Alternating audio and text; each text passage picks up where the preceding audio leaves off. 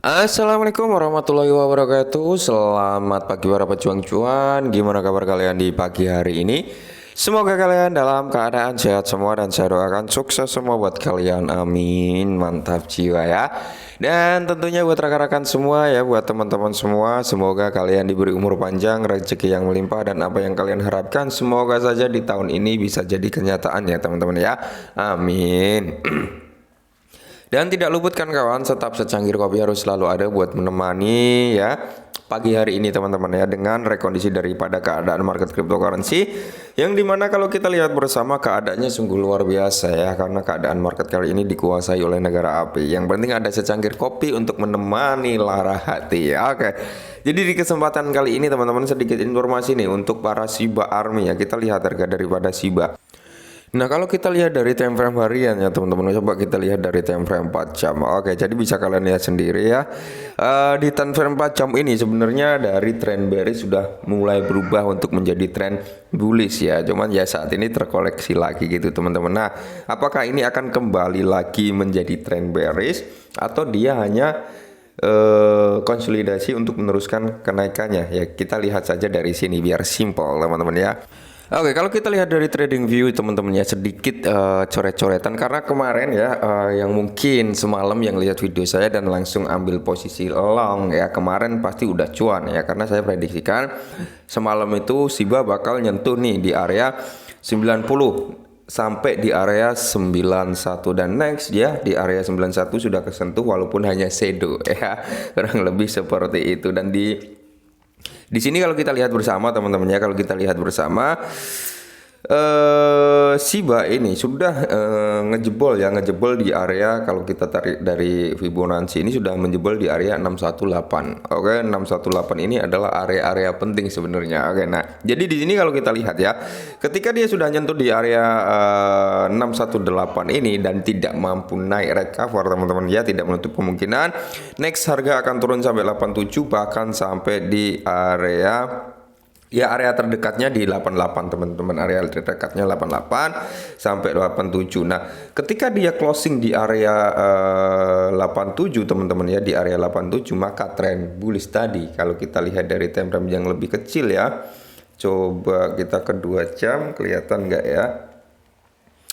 Nah, jika dia sampai di close di area 87 ya udah valid, terkonfirmasi tren bullish menjadi tren bearish kalau kita lihat dari time frame kecil loh. Tapi kalau dari time frame harian masih tetap trennya tren bearish gitu teman-teman. Oke. Nah, ini sudah mulai mau ngejebol nih. Next target yang saya garis biru ini teman-teman ya, di area 87. Oke, di area 877 ya itu. Nah, mungkin next target bisa sampai di area sini teman-teman ya, di area bawah ini ya. Oke, di area 86 85 kembali nyentuh di area itu lagi. Oke ya, jadi sedikit informasi ini, semoga saja salah ya, semoga saja salah. Nah, di sini pun dikutip dari YouTube ya teman-teman, agak nyambung sebenarnya posisi Shiba tertantang karena PP mendominasi portofolio perusahaan perdagangan. Oke. Ya jadi gini teman-teman ya, technical analysis, karena saya pernah bilang ya 50% banding 50%. 50% itu bisa jadi benar, 50% itu bisa jadi salah gitu ya. Mungkin tadi malam kebetulan benar itu ya kan hari ini, dan saya berharap salah gitu ya. Saya berharap salah hari ini tadi ya. Semoga saja dia tidak turun lagi teman-teman. Next, kalau dia masih meneruskan tren bearish seperti yang kita bilang, targetnya masih bisa dia nyentuh di area 82-an teman-teman. Oke. Jadi kalau kita lihat teman-teman ya, Wintermute ya sekarang memiliki lebih banyak koin PP yang sedang berkembang daripada koin Shiba Inu, SHIB yang dikenal luas. Oke. Dulu ini teman-teman ya, sebelum munculnya PP ya, sebelum munculnya PP ini, Wintermute ini teman-teman dia memiliki token Shiba banyak ya sebelum munculnya PP. Tapi ketika bermunculnya PP ya, PP ini bisa dikatakan nyalip Shiba. Tapi overall nggak masalah gini ya. Secara logika teman-teman, kita berbicara secara logika.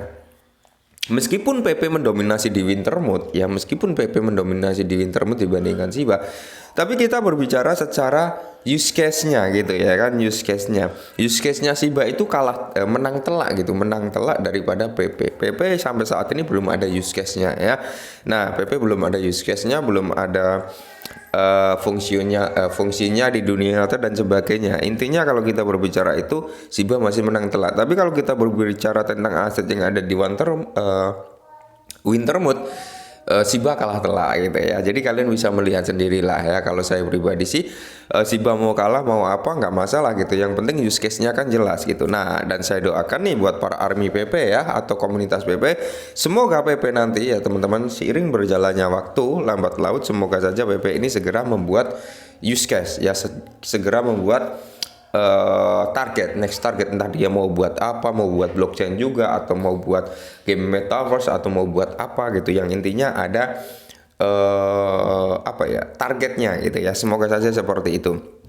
Nah, jadi perusahaan perdagangan cryptocurrency yang berbasis di London ya, penyedia likuiditas Wintermute ya, membuat gelombang di sektor koin meme. Dia menggeser portofolio secara signifikan menjual token PP. Nah, jadi dia sempat nih beberapa kali melakukan scalping ya teman-teman. Yes, beberapa kali melakukan scalping. Jadi Wintermute ini telah aktif memperdagangkan PP dalam beberapa hari terakhir. Perusahaan menjual PP senilai sekitar 227.000 US dollar hanya untuk mulai membeli kembali tidak lama kemudian. Nah, ini yang saya masuk, Wintermute sudah tadi awalnya scalping ya, dimana dia ngejual nih senilai 227, kan harganya itu pasti akan cenderung agak terkoreksi ya dengan penjualan segini.